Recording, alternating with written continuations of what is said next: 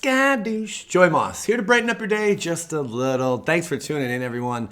This is Magic the Gathering Foundations mechanics. We're going to talk really quick, and then I guess there has been a rules change that occurs during the attacking phase. We're going to get to that in just a moment, but these are the returning mechanics. There is flashback, and what is Foundations? Foundations is kind of like a set to give support to other sets that are already out there, and this like Foundations is going to stick around for quite some time. I guess it's like an all-encompassing set, kind of thing. Flashback. Okay, so Flashback is back here. Flashback is back. Here's Threshold, Crypt Vista. There are some new cards here and some reprints. But there is Threshold. Threshold is back. Whenever this creature attacks, if there are 7 or more cards in your graveyard, this creature gets +2/+0 until end of turn. So it just gives you a little buffer here and there. Prowess is back as well. And there's Light Shell Duo. Are those beavers? It looks like. And those are otters. I was way off. All right, so Prowess has made its return. Looks like Surveil is going to be in here as well. Did they even note that? I don't think so. All right, there's Prowess. Raid.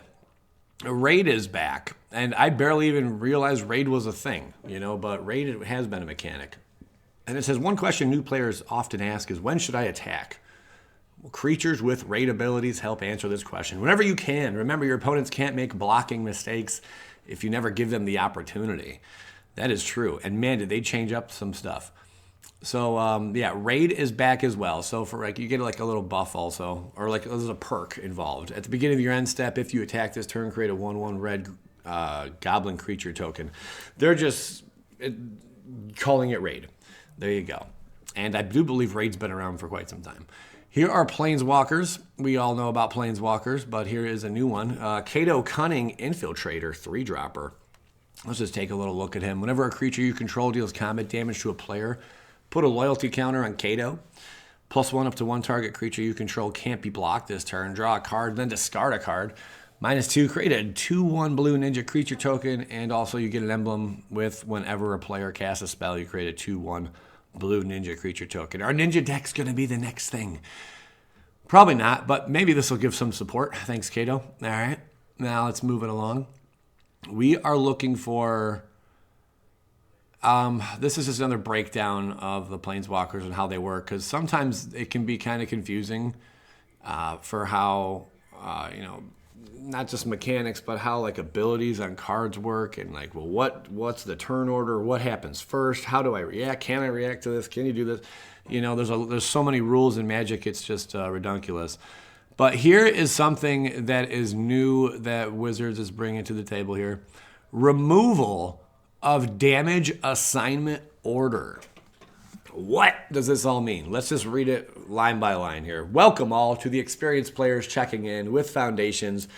We are taking the opportunity to streamline one part of combat. Note that if you learned combat with Magic the Gathering Foundations beginner box, this change isn't a change. I have not learned it that way. So what are we changing? We're removing the concept of damage assignment order. Okay. I really am curious how much this is going to affect like how I play. What was damage assignment order? Damage assignment order was used whenever an attacking creature was blocking by more than one creature. It was also used whenever a single creature somehow blocked multiple attackers. But normally, single creatures can't do that. So examples below will focus on the far more common single attacker, multiple blockers case, okay? Why are we doing this? Damage assignment order was put in place to emulate the system that came before it. When combat damage went onto the stack as an object, players could respond to. In many ways, it was enacted to lessen post-Magic 2010 shock. But it hasn't aged particularly well. It's somewhat unintuitive, adds a fair bit of rules baggage, and losing it means more interesting decisions and less double dipping if you know the tricks. We decided to move away from it for many of the same reasons we moved away from damage on the stack many years ago. I remember damage on the stack, man, that was brutal times.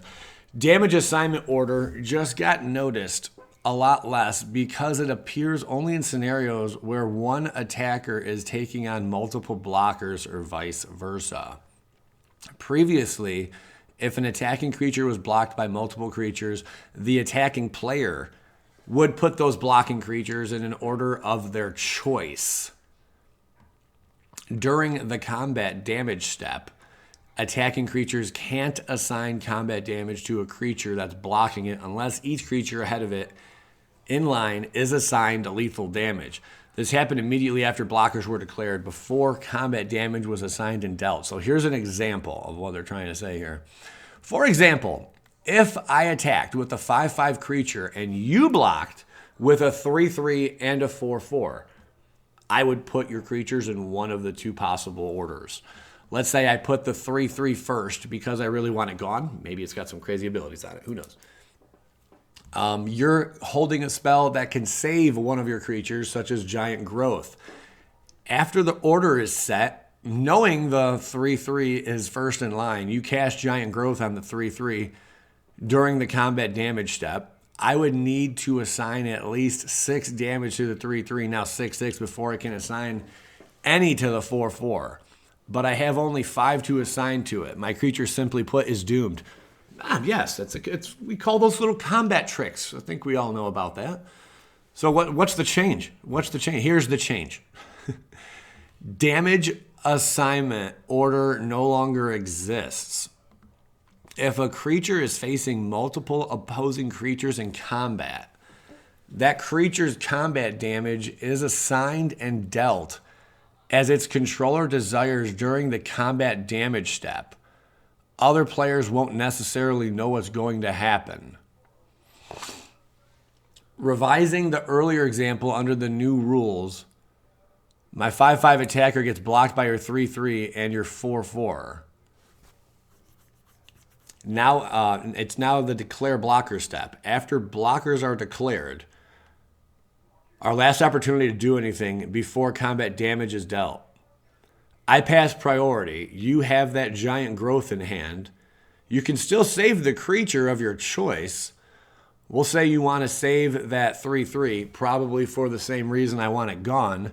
So you pump it up to a 6/6. We move on to combat damage, and now I get to assign my creatures 5 damage any way I want. Most likely I'll take out your 4/4 as it's the best I can do. But maybe I have, plans and would rather deal 3 damage to the 6/6 and 2 damage to the 4/4. That's okay too. The ability to double block or sometimes entire team block gives the defending player a lot of strength in many combat scenarios. And this change shifts some of that power to the attacker.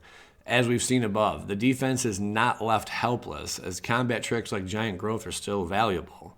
They're just not get out of combat free cards, which is kind of how it was, More than anything, it simplifies and streamlines some rules that are complex and anchored a bit in the past. Although damage assignment order didn't come up in every game, we've been playing without it for over a year now and are very happy with the results. We're excited to have everyone join us. I mean, that's the change. Is that even a really big change? I suppose.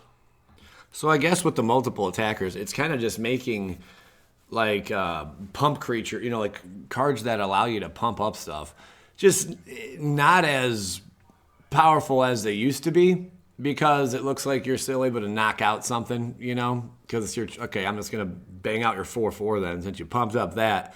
So removing that order, okay, I see exactly what they're saying here. So by removing that order phase, you're not just having your 5/5 just hit a wall and boom, he's dead to the 6/6 because you're having choice. Like, no, all right, I guess I'll take out your 4/4, even though I really didn't care to. But that's what you're leaving me with, because I don't have to go through this.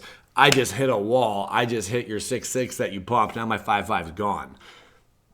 I think I like that. I think I like that. It gives a little bit of advantage to the attacker, which I think is kind of important, because a lot of situations, you might be a little scared to attack with. Now it's like, oh, well, You got 2 out there? Well, I know one of them's going to die. It's not like my dude's definitely doomed because of the order, you know? Okay, I do like the new change. Let me know what you guys think of this new change. Is it positive? I think it's a big positive. That's a good one. Okay, it took me a while to like really wrap my head around it and understand it. Based on their example, you kind of had to do your own little like, okay, figuring it out. But yeah, I think it's great. Let me know your thoughts.